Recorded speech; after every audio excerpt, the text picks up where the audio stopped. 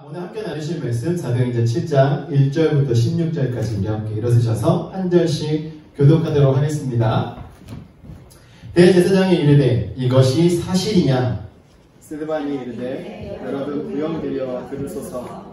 우리 조상 아브라함이 하란에 있기 전 메소포타미아에 있을 때에 영광의 하나님이 그에게 보여 이르시되 내 고향과 친척을 떠나 내가 내게 보일 땅으로 가라 하시니 아브라함이 갈대아 사람의 땅을 떠나 하란에 거하다가 그의 아버지가 죽음에 하나님이 그를 거기서 너희 지금 사는 이 땅으로 옮기셨느니라.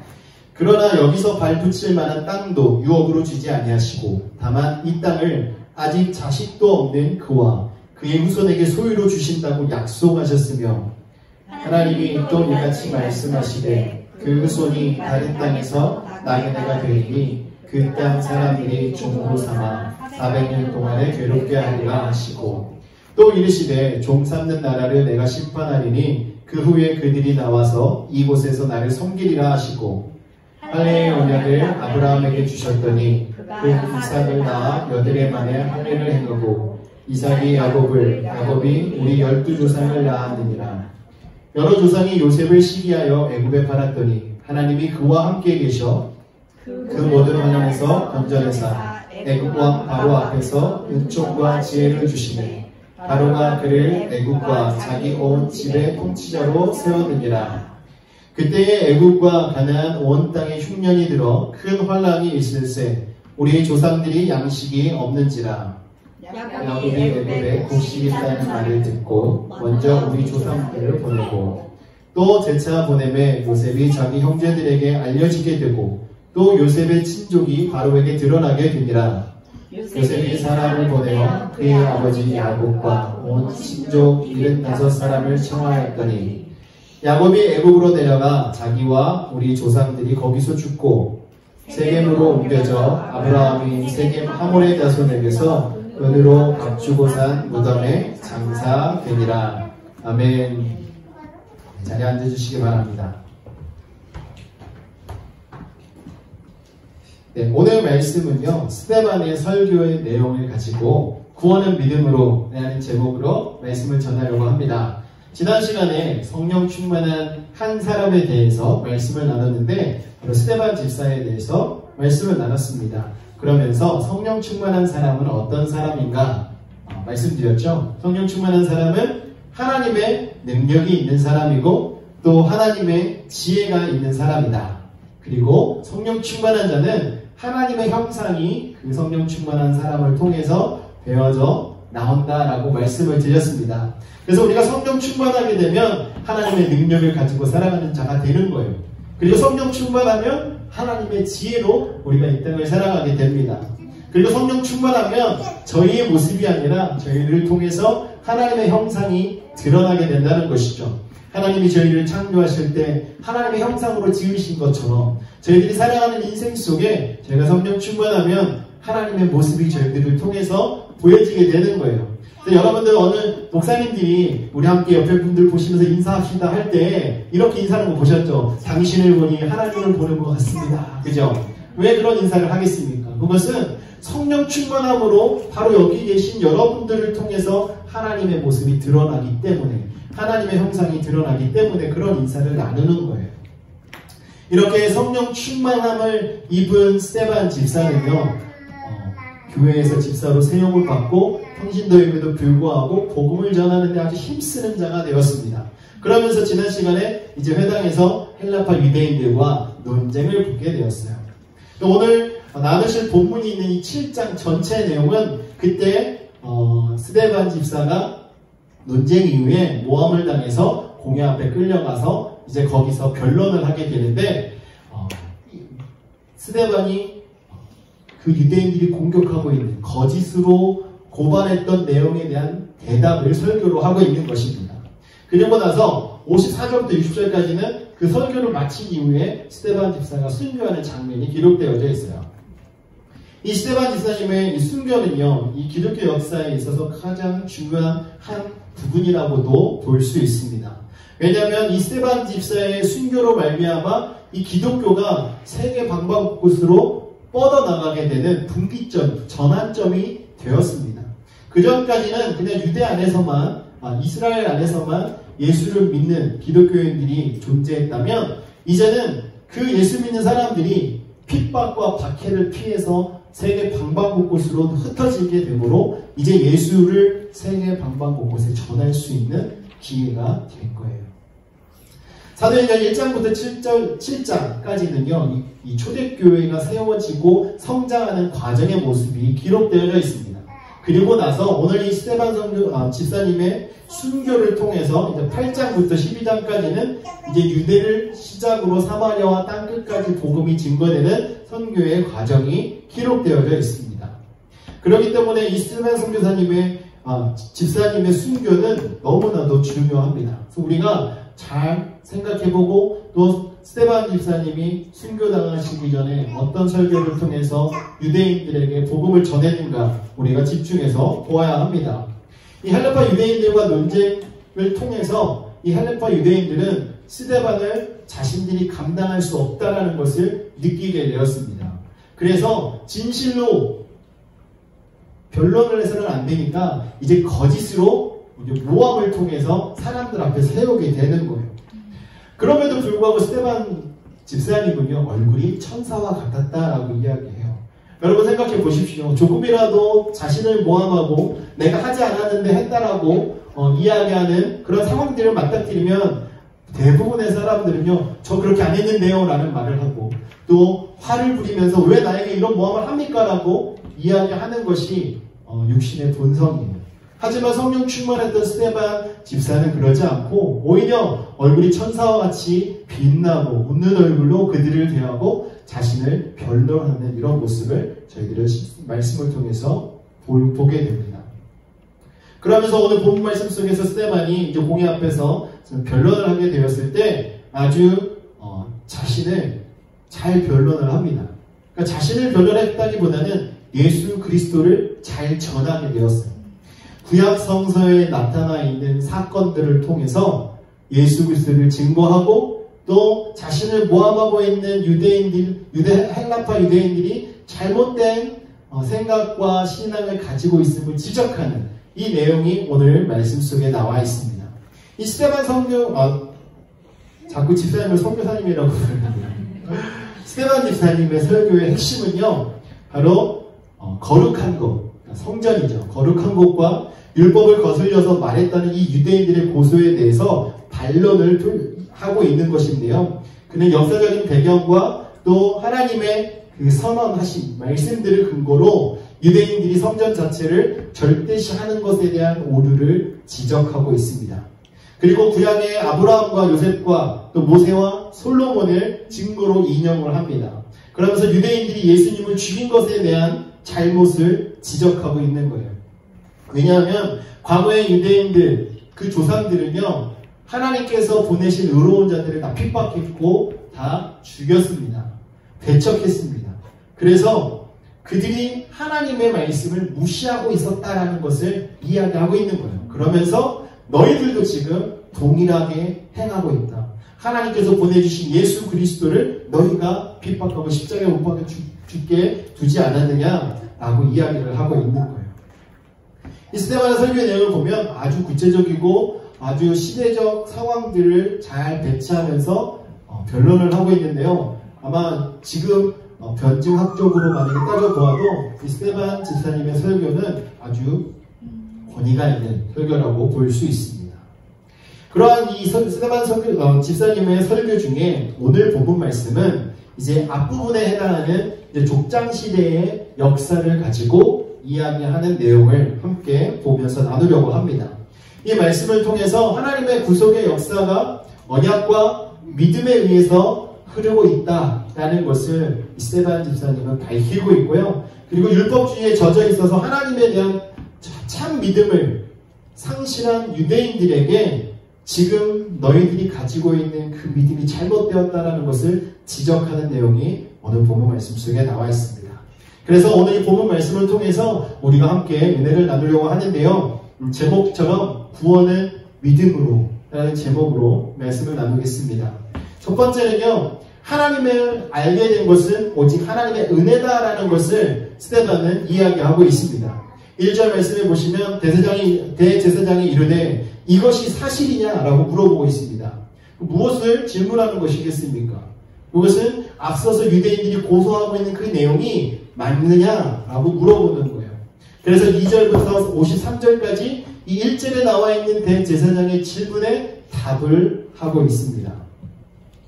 그 중에 2절에서 16절까지는요, 족장시대의 역사를 회고하면서 설교를 하고 있는 거예요. 그 중에 2절에서 4절까지는 시작 부분입니다. 그래서 이스라엘의 조상인 아브라함이 소명을 받을 그 당시를 회고하면서 이야기를 하고 있는 거예요. 아브라함이 가나안으로 이주한 것은 하란으로부터입니다. 하지만 아브라함이 지금 스데반이 이야기하는 것처럼 원래는 갈대아 우르에서 살아서 갈대아 우르부터 떠난 사람인데 갈대아 우르에서는 어떤 삶을 살았습니까? 그 주변 환경은 완전히 죄악된 환경이었어요. 아버지는 우상을 만들어 파는 사람이었고 그 지역 사람들은 우상을 숭배하는 사람들이었습니다. 그렇기 때문에 그것을 미루어 보았을 때 아브라함도 그 죄악에 관영한 그 세상 속에서 젖어서 살던 사람이에요. 그런데 하나님께서 그를 부르심으로 말미암아 아브라함이 하나님의 부르심에 순종하고 하나님의 인도하심을 따라 나아갔기 때문에 전혀 다른 인생이 되었다는 것입니다. 2절 말씀에 보면 스데반이 이렇게 이야기해요. 스데반이 이르되 여러분 부형들이여 들으소서. 우리 조상 아브라함이 하란에 있기 전 메소포타미아에 있을 때에 영광의 하나님이 그에게 보여. 여기서 영광의 하나님이 그에게 보이셨다라고 말하고 있습니다. 그러니까 아브라함의 소명에 관해서 아브라함이 하나님을 찾아서 나아가서 받은 것이 아니라 하나님이 아브라함을 찾아가셔서 그에게 소명을 주셨다는 거예요. 그러므로 이 소명의 주체가 누구입니까? 하나님인 거죠. 아브라함 자신이 아니라는 거예요. 이렇게 이야기하고 있는 이유는 아브라함을 정말 존경하고 우상시하고 있는 이스라엘 백성들에게 아브라함도 인간적으로는 하나님 앞에서 전혀 자랑할 것이 없는 사람이고 아브라함에게 하나님이 찾아가셔서 소명을 주시고 인도하셨기 때문에 믿음의 조상이 된 거지 아브라함 스스로가 잘해서 그렇게 된 것이 아니다라는 것을 말하고 있는 것입니다. 그러니까 스데반은 하나님도 또 하나님의 뜻도 모르고 우상을 섬기는 가문의 출신이었던 이 아브라함이 하나님을 알고 하나님을 섬기고 믿음의 조상이 될 수 있었던 가장 큰 이유는 영광의 하나님이 그에게 다가가셨다는 그 사실이에요. 그러니까 오직 하나님께서 은혜를 베풀어 주셨기 때문에 믿음의 조상이 되었다는 것을 강조하고 있는 것입니다. 모든 믿는 성도들의 믿음의 조상이고 또 유대인들의 우상적 존재였던 이 아브라함조차 사실 처음에는 하나님을 모르던 죄인이었습니다. 그가 그처럼 훌륭한 믿음의 사람이 된 것은 전적으로 하나님의 주권으로 하나님의 선택으로 말미암아 이루어지게 된 거예요. 하나님께서 주신 은혜의 결과입니다. 그렇기 때문에 우리들도 이 사실을 깨달아야 돼요. 하나님께서 저희들을 불러주셨습니다. 우리들이 하나님을 알아서 믿고 우리가 하나님 앞에 나와서 우리가 잘하기 때문에 우리의 믿음이 정말 보기 좋은 믿음이 된 것이 아니라 하나님께서 저희들을 부르셨고 하나님께서 저희들에게 은혜를 베풀어 주셨기 때문에 이 믿음도 은혜로 갖게 되었고 또 그 믿음으로 말미암아 신앙이 성숙해가는 과정을 저희들이 경험하게 된 것입니다. 그러므로 사랑하는 성도 여러분, 우리의 믿음이 하나님께로부터 왔다는 그 사실을 결코 잊어서는 안 됩니다. 하나님께서 저희들에게 주신 전적인 은혜임을 깨닫고 날마다 우리는 겸손하게 살아가야 돼요. 사도 바울이 그래서 에베소서 2장 8절 말씀에 너희는 그 은혜에 의하여 믿음으로 말미암아 구원을 받았으니 이것은 너희에게서 난 것이 아니요 하나님의 선물이라. 하나님이 그 어떤 대가를 저희들에게 요구하시지 않았습니다. 우리가 이 믿음을 가지고 살아가기 위해서 봉사해야 되고 헌신해야 되고 무언가를 하라라고 말씀하지 않았습니다. 믿음은 하나님께서 저희들에게 주신 선물이고 은혜예요. 선물이고 은혜이기 때문에 우리가 그것에 감사한 마음에 우리가 하나님을 섬기고 또 하나님의 이름으로 우리가 헌신하는 이러한 믿음의 성숙한 단계에 이르게 된 것인 거죠. 그러므로 우리가 신앙생활을 아무리 잘하고 내 믿음이 아무리 성숙하다 하더라도 우리 자신을 내세우며 자랑할 것은 전혀 없는 것입니다. 우리가 자랑해야 할 것은 스데반 집사처럼 오직 예수 그리스도, 우리 영원하신 영광의 하나님만 우리는 선포하고 자랑해야 하는 것입니다. 하나님께서는 그래서 저희들을 불러주신 거예요. 아브라함을 그 죄악의 땅에서 불러주셔서 가나안 땅으로 들어가게 허락하신 그 은혜가 저희들에게도 동일하게 있는 것입니다. 영광의 하나님이 저희들을 찾아오셔서 예수를 믿게 하시고 그 믿음으로 말미암아 하나님께서 저희들에게 허락하여 주신 은혜를 가지고 살아가게 되었다는 거예요.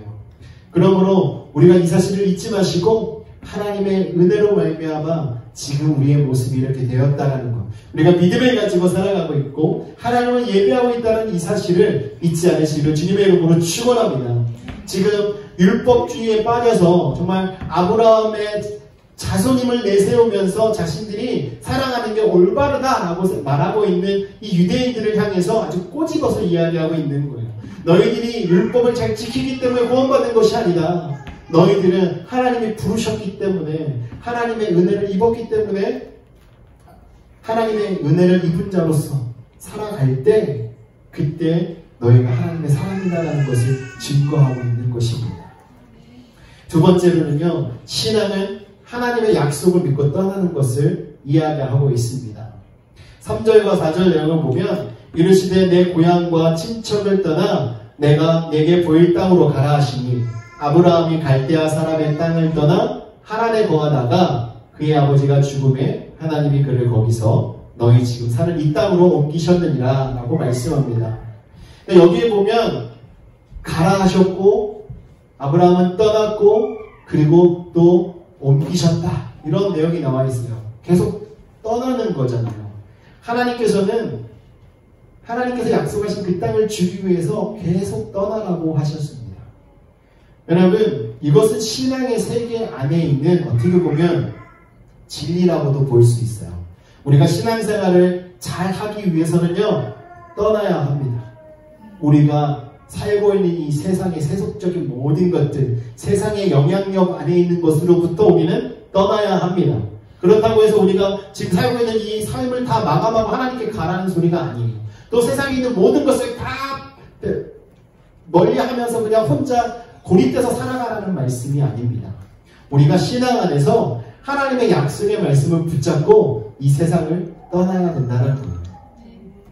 여러분 생각해 보세요. 아브라함 입장에서 본토 친척 아비의 집을 떠나라고 했지만 사실 그 땅에서 신앙생활을 할 수도 있지 않았겠습니까? 하나님이 떠나라고 했지만 음성을 들었고 그렇기 때문에 어디서든 신앙생활하면 되지 않을까라고 생각하고 만약에 아브라함이 그 땅에서 만약에 신앙생활을 했다면 어떻게 됐을까요? 그러면 아마 지금 성경에 나와 있는 이런 역사와 다른 역사가 생겼을 수 있습니다. 진정한 신앙생활은 이 떠남으로부터 시작됩니다. 여러분, 예수님이 제자들을 부르시고 난 이후에 제자들은 어떻게 했습니까? 그냥 제자들이 자신들이 거주하는 그 집에서 자신들이 지금까지 해왔던 그 직업을 가지고 그 일을 하면서 예수님을 따랐습니까? 아니에요. 예수님이 부르셨을 때 그들은 자신들의 그물을 다 버리고 주님을 떠났습니다. 또 세리였던 자들은요, 자신의 그 직업을 내려놓고 주님을 떠났습니다. 주님을 따라 떠났습니다. 그리고 삭개오는 어떻습니까? 삭개오도요, 자신이 가지고 있는 모든 것을 다 내려놓고 주님을 따르겠다고 이야기합니다. 여러분, 오늘 본문 말씀 속에 나와 있는 스데반 집사님의 설교 안에 나와 있는 이 아브라함도요, 하나님의 이 약속의 말씀을 붙잡고 떠났습니다. 여러분, 아브라함의 믿음을 한번 보세요. 아무것도 없고 눈에 보이는 것도 없고 지금 그냥 말만 듣고 떠났습니다. 여러분, 여기서 옆에 있는 동네로 그렇게 이사하는 것도 많은 것을 우리가 계산하고 찾아보고 리서치를 하고 옮기잖아요.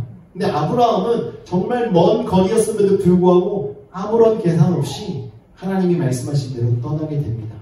또 5절 말씀 보시면 하나님의 약속이 나와 있는데요. 그러나 여기서 발 붙일 만한 땅도 유업도 주지 아니하시고 다만 이 땅을 아직 자식도 없는 그와 그의 후손에게 소유로 주신다라고 약속하셨다라고 말합니다. 아직 땅도 주시지 않았는데 땅을 주시겠다 약속했어요. 그런데 아직도 없는 그 자식에게, 그 자손에게 그 땅을 주시겠다라고 약속했다라고 말씀을 이야기합니다. 생각해 보십시오. 지금 막 떠나는 시기에 떠나라고 해서 떠나야 하는데 땅이 보이지 않습니다. 그런데 땅을 주겠다고 하셔서 언젠가 주시겠지. 그런데 자손들이 누릴 땅을 주신다고 하는데 지금 자손이 없거든요. 이 약속이 믿겨지겠습니까? 아브라함이 만약에 이 부르심을 20대나 30대 때 받았으면 이해가 됐을 거예요. 장차 자손이 생겨서 하나님께서 이렇게 허락해 주실 복을 누릴 거니까. 하지만 아브라함이 떠날 때 이 나이는요, 이미 아이를 낳을 수 없는 고령의 나이가 되어가고 있었고요. 또 아내 사라는 경수가 끊어진 나이였습니다. 그런데 어떻게 자손을 생각할 수 있겠습니까? 하지만 아브라함은 실현 가능성이 전혀 없는 이야기였음에도 불구하고 하나님의 말씀을 듣고 따라 나아갔습니다. 여러분이 아브라함처럼 우리들은 하나님의 이 약속에 아멘으로 순종하는 자세가 저희들에게 필요합니다. 그래야 우리가 세상을 쉽게 떠날 수 있어요. 우리가 하나님의 약속에 아멘으로 순종하지 못하면 우리는 안주해버립니다. 지금 누리고 있는 것과 내 눈에 보이는 것, 또 내가 하고 있는 것들 속에 그냥 그것을 다 하면서 하나님을 섬기면 되겠지라고 생각하며 살아가게 된다는 것이죠. 여러분, 아브라함이 괜히 믿음의 조상이 된 것이 아니에요. 정말 앞뒤 가리지 않고 하나님의 말씀하신 것에 순종하며 나아갔기 때문에 아브라함은 믿음의 조상이 된 것입니다. 그러므로 우리들도요, 하나님의 입술로부터 나온 말씀, 하나님께서 저희들에게 주신 이 말씀에 있어서는요, 우리가 앞뒤 가리지 말고 바로 순종하는 자세가 있어야 합니다. 정말 바른 신앙생활하는 성도들의 모습은요, 통계를 따지거나 그리고 어떤 이성적으로 검토해보거나 이런 과정을 갖지 않습니다. 하나님이 저희들에게 기도 중에 응답을 주시고 말씀 중에 응답을 주시고 말씀 중에 저희들에게 선포하시는 것을 받았다면 우리는 그 즉시 거기에 순종하는 자세가 필요한 거예요. 여러분, 예수님께서 나사로를 살릴 때 보십시오. 예수님께서 나사로를 사랑하셨기 때문에, 또 마르다와 마리아를 사랑하셨기 때문에 그냥 가서 살려주신 것이 아닙니다. 물론 그들을 사랑하셨어요. 그런데 요한복음 11장 25절과 26절 내용에 보면 예수님께서 당신이 부활이요 생명이심을 밝힌 이후에 너희가 이것을 믿냐라고 물어봅니다. 내가 이것을 믿느냐? 믿음을 확인하시지 않습니까? 그것을 믿을 때 비로소 예수님께서는 나사로를 살려주신 이러한 믿음이 저희들에게 있어야 한다는 것이죠. 이 믿음이 어떤 믿음입니까? 바로 아브라함처럼 하나님의 그 말씀에 순종하며 떠나는 믿음인 거예요. 여러분, 우리가 예수를 믿기로 작정하고 저희가 이제 예수를 믿습니다라고 이야기했으면요, 이제 모든 육신의 정욕을 다 내려놓고 떠나야 합니다. 성령의 인도함을 받아 성령의 소욕을 쫓아 성령의 열매를 맺으며 살아가는 인생이 되어야 한다는 것이죠. 그럼에도 불구하고 우리가 아직 세속적이고 육신적인 것이 아직도 연결되어 있으면 우리는 완전하게 떠나지 못한 거예요. 그러다 보니까 자꾸 우리가 시험에 빠지는 거예요. 시험에 드는 겁니다. 자꾸 고민이 되고 자꾸 의심이 되는 거예요. 아직도 세상의 잣대로 하나님의 말씀을 바라보기 때문에 그런 거예요. 결국 모든 것은 믿음이 문제입니다. 믿음의 문제입니다. 아무리 놀라운 하나님의 약속과 계획이 있을지라도 우리가 믿음으로 응답하지 못하면 그것이 아무런 은혜가 저희들에게 되지 않습니다.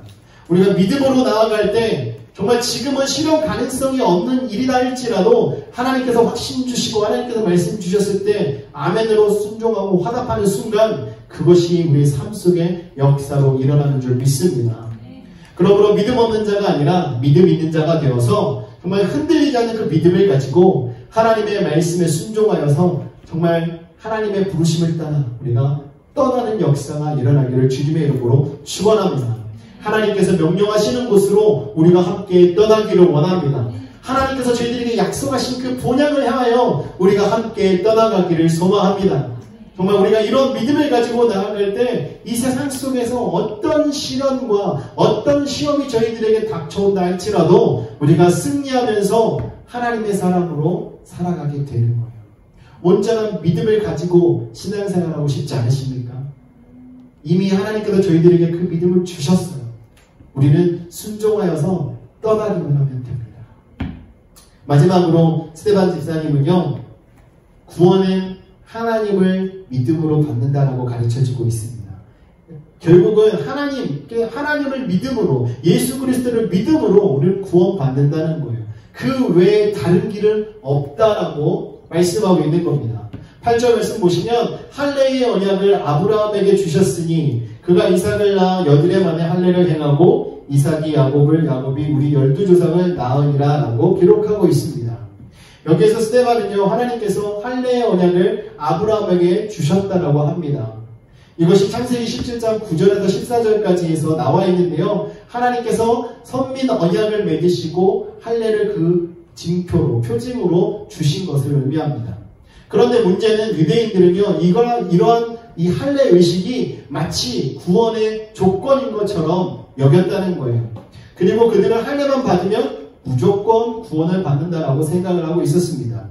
초대교회 안에서 예수를 믿고 이제 회심한 유대인들 중에 그럼에도 불구하고 할례를 받아야 진정한 구원이 있다라고 이야기하는 사람이 있었던 거예요.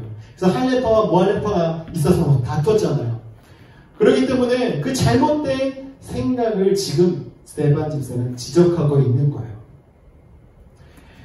할례가 있어야 구원을 받는다라고 생각하고 있는 이 유대인들은요, 예수 그리스도를 배척하고 십자가에 못 박아 죽게 만들었던 것입니다. 이 할례는요, 구원의 조건이 될 수가 없어요. 단지 이것은 하나님이 아브라함과 했던 약속의 언약의 징표이지 그것이 구원의 조건이 되지 않는다라는 것입니다. 만약에 할례가 만약에 구원의 근거가 되고 조건이 되었다면 이스라엘이 그렇게 많은 시련과 고난을 당할 필요가 없었습니다. 이미 그들은 구원을 받은 자들이잖아요. 다 태어나자마자 8일 만에 할례를 다 해가고 모든 자손들이 그렇게 살아가고 있는데 이미 구원을 받았는데 왜 그런 어려운 환경 속에 살아야겠습니까? 이스라엘 역사를 보면 정말 이스라엘 백성들은 전 세계 사람들 가운데 가장 시련을 많이 당한 민족입니다. 사람이 아무리 종교적 의식을 거룩하게 행할지라도 그것이 그 사람을 구원하지 못한다는 것을 보여주고 있는 겁니다. 구원의 조건은 하나님께 대한 믿음입니다. 구원의 조건은 하나님께 대한 믿음이에요. 우리가 하나님을 진정으로 믿고 하나님의 말씀에 순종하고 사랑하고 있느냐, 그렇지 못하느냐, 이것을 바라볼 때 우리가 구원받았는지 받지 못했는지를 판단할 수 있습니다. 물론 그 판단도 저희의 몫이 아니에요. 하나님이 판단하실 거예요.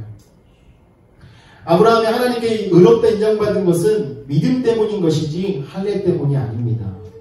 그래서 할례는 단지 아브라함이 믿음으로 의롭게 된 사실을 확인하는 징표에 불과하다라는 것을 우리는 알아야 돼요.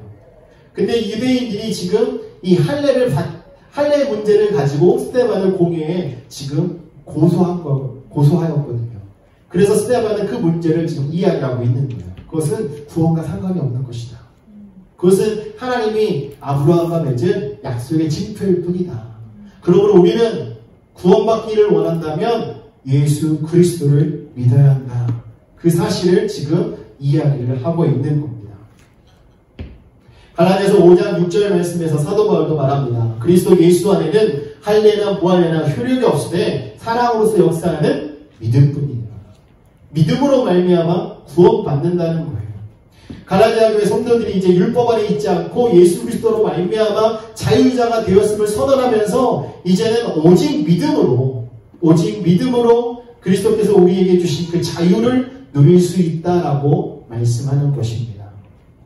그리스도께서 주신 자유가 바로 구원이에요. 우리가 구원받았을 때 이 세상으로부터 자유하고 죄로부터 자유하고 생명의 성령의 법에 이끌림 받는 인생이 되는 줄 믿으시기 바랍니다. 9절부터 14절까지는 스데반이 요셉을 예를 들어서 설명하고 있어요. 이 요셉을 예를 들어 설명하고 있는 이유는 이 요셉의 고난과 영광이 바로 예수 그리스도의 모형이기 때문에 그렇습니다. 그래서 이 사내들이 종교 지도자들과 유대인들로 예수님께서 메시아임을 깨닫게 하기 위해서 스데반이 지금 요셉을 예로 말하고 있는 거예요. 그러므로 우리들도요, 이 구약 성경을 바라볼 때 그 안에서 예수님을 발견할 수 있어요. 구약은 오실 예수님에 대해서 이야기하고 있는 것입니다. 그래서 그 사건과 그 역사와 그 시간과 그 순간을 통해서 우리는 예수님을 발견할 수 있어야 돼요. 사랑하는 성도 여러분, 우리가 신앙생활하면서 종교적 의식을 통해서 구원을 얻으려고 해서는 안 돼요. 우리의 구원은 오직 하나님을 믿는 믿음으로부터입니다. 성도들 중에는 이 신약의 항해라고 할 수 있는 이 세례만 받으면 구원을 받았다라고 생각하시는 분들도 있어요. 이 세례는 믿음을 가지고 하나님 앞에서 또 사람들 앞에서 내가 예수 그리스도를 믿겠습니다라고 이야기하는 약속이지 그것이 구원받았다는 표가 아닙니다. 예전에 교부 시대 때 종교개혁 시대 때 면죄부를 주면서 이거를 가지면 죄의 사함을 받고 구원을 받습니다 얘기했던 그것이 아니라는 것이죠. 물론 종교적인 의식과 이 형식도 중요합니다. 왜냐하면 그것은 우리가 정말 하나님을 온전히 바르게 믿고 있다는 것을 담아낼 수 있는 그릇이기 때문에 그래요. 우리의 믿음을 표현하기 때문에 예배가 중요한 거예요. 예배를 잘해야 구원받는 건 아니지만 우리가 믿음을 가지고 있어야 구원받는데 그 믿음이 있다면 예배를 잘 수밖에 없는 거예요. 우리가 믿는 하나님을 찬양하고 하나님께 기도하고 하나님께서 주시는 말씀을 듣는데 어떻게 예배를 소홀히 할 수 있겠습니까? 세례도 마찬가지예요. 구원받은 자로서 우리가 구원을 예수 그리스도를 구주로 시인하는 것이 바로 세례받는 것인데 어찌 그것이 중요하지 않을 수 있겠습니까? 하지만 그것은 구원의 조건은 아니에요. 우리가 그 의식을 통해서 우리의 믿음을 표현하는 것이지. 그래서 예배의 형식과 또 교회 안에서 일어나는 여러 가지 그 일들이 중요하지만 그것은 구원의 조건은 아니라는 것을 생각해야 합니다. 그렇다고 그것을 하찮하게 업신여기면서 그냥 난 그거 안 해도 되라고 생각하시면 안 돼요. 우리가 하나님을 믿고 또 하나님을 사랑하면 사랑할수록 더욱더 그 사랑을 표현하는 자리에 우리가 나와야 되고요. 우리의 믿음이 성숙하면 성숙할수록 그 믿음을 표현할 수 있는 그 자리에 우리가 있어야 하는 것입니다. 믿음으로 구원받은 자들에게 하나님께서는 천국을 약속하셨습니다. 그래서 예수님께서 재림하시게 되면 영원한 심판 이후에 저희들에게 영원한 천국이 예비되어 있는 것이죠. 그러므로 육신적으로 아브라함의 자손이 되었다라고 무조건적인 구원을 얻는 것이 아니다라고 말씀하고 있는 거예요. 우리가 구원받기 위해서는 오직 예수 그리스도의 이름을 가지고 세례를 받고 하나님을 믿는 그 믿음 안에 구원받는 것이다. 스데반을 이야기하고 있습니다. 사랑하는 성도 여러분, 과연 우리는 어떠한 모습으로 지금 살아가고 있습니까? 여러분 정말 구원이 오직 믿음으로 말미암아 이루어짐을 믿으십니까? 여러분 하나님을 믿으십니까? 영광의 하나님을 바라보길 원하십니까? 우리를 위해서 이 땅에 오신 예수 그리스도를 믿으십니까? 여러분 이 믿음을 가지고 있는 자들에게는 하나님이 저희들 구원을 허락해 주셨습니다. 그러므로 우리가 하루하루 최선을 다해서 우리의 이 믿음을 가지고 선한 싸움을 싸우면서 주님을 섬기고 주님을 의지하고 주님께 영광 돌리며 살아가는 저와 여러분 되시기를 원합니다. 오늘 말씀을 정리합니다. 이 말씀 스데반 집사님의 설교의 내용은 참 아주 은혜롭습니다. 구약 시대의 족장 시대의 역사를 들어 쭉 이야기하면서 유대인들이 지금 아주 중요하게 생각하고 있는 부분들을 지적하면서 그것이 중요한 것이 아니라 오직 믿음으로 말미암아 구원을 얻는다는 그 사실을 전하고 있는 거예요. 그 믿음의 대상은 영광의 하나님, 아브라함을 부르신 그 영광의 하나님, 또 그 하나님께서 저희들에게 보내주신 예수 그리스도를 믿는 믿음으로 말미암아 구원을 얻는다는 것을 선포하고 있음을 보시면서 저희들도 그 하나님을 바르게 믿고 하나님께서 저희들에게 주신 그 약속을 붙잡고 정말 떠나가는 자가 되기를 원합니다. 아브라함이 아무것도 없는 중에, 눈에 보이는 것도 없는 중에 하나님의 말씀만 듣고 따라갔던 것처럼 저희들도 하나님의 약속의 말씀 붙잡고 함께 한 걸음 한 걸음 나아가기를 주님의 이름으로 축원합니다. 네, 함께 기도하실 텐데요. 이 시간 기도하실 때